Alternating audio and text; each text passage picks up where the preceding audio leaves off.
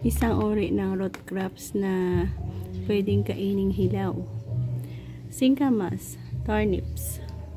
So ayan, subukan natin kung ano ang kanyang taste, laman, at kung maisi ba siyang balatan.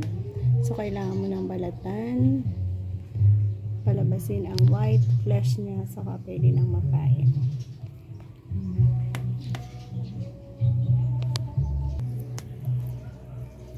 May mga part na easy balatan, meron din namang mahirap balatan.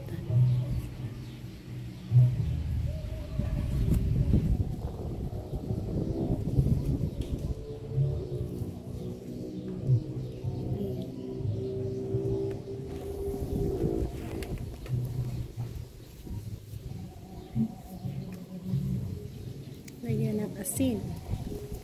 Saka ready to eat.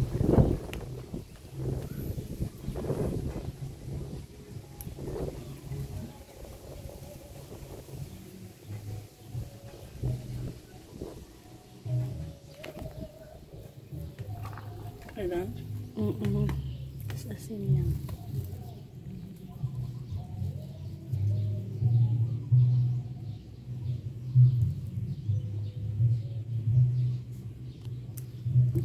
Ayan. Try kung matamis. Anong taste?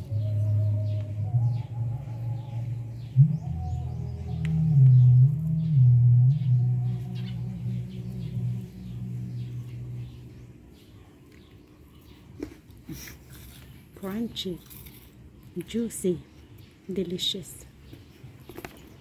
Yan, Ano doon? sarap ng singkamas.